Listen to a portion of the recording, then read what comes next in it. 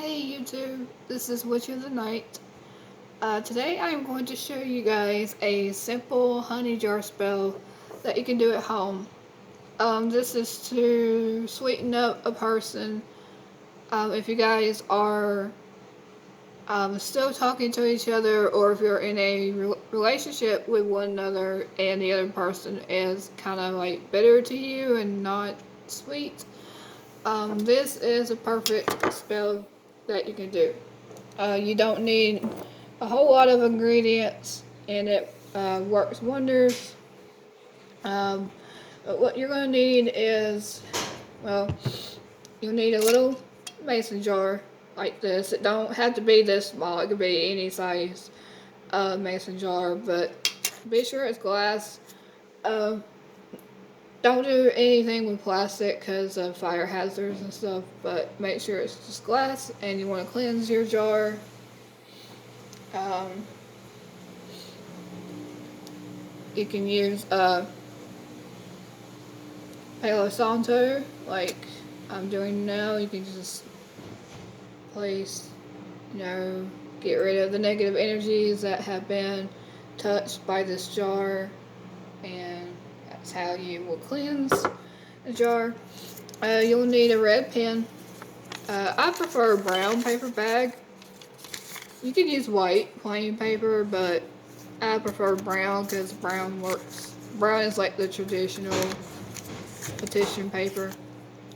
And sorry, that's my, I'm washing clothes in the background, so if you hear something banging, that's my washing machine. You're going to need a red pen or marker or colored pencil, but it has to be red. You're going to need honey. Just any kind of honey would work. And sugar. That's all you're going to need for this spell. And I'm not doing this spell for real, so we're going to, of course, like everybody uses the name John Doe. You will want to write, my washing machine's unbalanced, sorry guys. But you will want to write the person's name 3 times on the brown paper bag.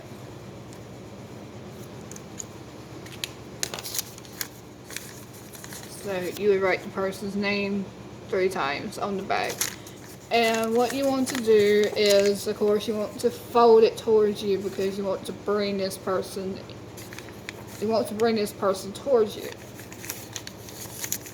And turn it to your right, 2, and 3. And you're going to place it in the bottom of the jar like that.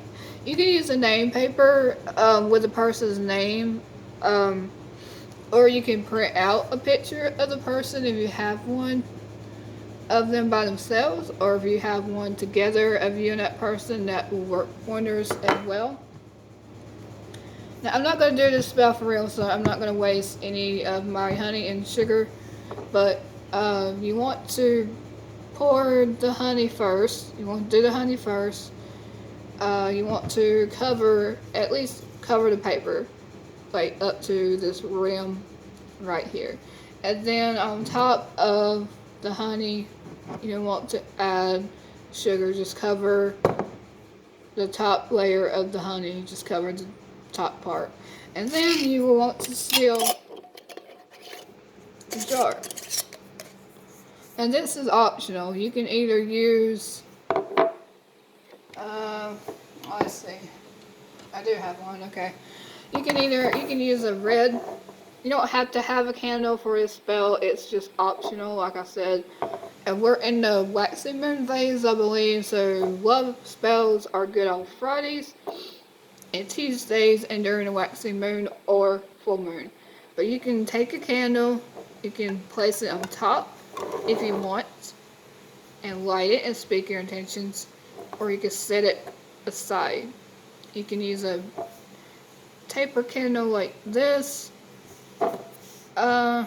You can use this, I think, if you want to, but this takes longer to burn, so this probably wouldn't be good for it. But you can sit on top like that and work the spell for as long as you want. If this person is very stubborn towards you and they're taking a long time to come back to you, you can use this little votive candle and work it for several days or weeks, or once every Friday, because Fridays are good for love spells. You can light this candle back up on a Friday and Tuesday and work it until this candle is burned down. Now, after everything has burned down, I would.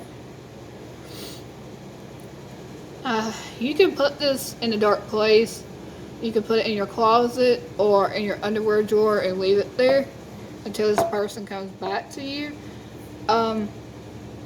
What I used to do and what I believe in is I used to let the remaining of the candle wax and everything after a spell has been worked.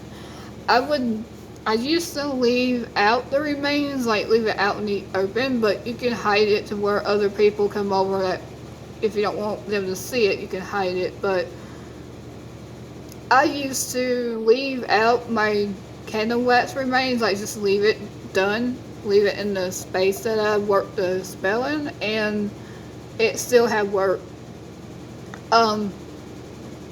I mean, that's what I believe. I believe it works better if you leave out the remains. Like, don't. The only way you would you can bury it. You can bury this jar in your front yard if you want somebody to stay with you. If you're together and you want this person to be sweeter to you in your relationship, you will bury this in your front yard to keep somebody with you. But after the spell remains, like the wax and stuff, I would keep it out until that person came back, and then I would bury it in your front yard or backyard.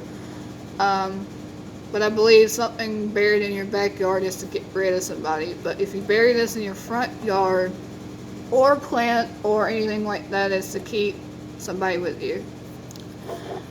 But okay, this is my very simple honey jar spell. If you like this video, subscribe and comment down below and let me know if this spell works for any of you, and I will see you guys in the next video. Bye.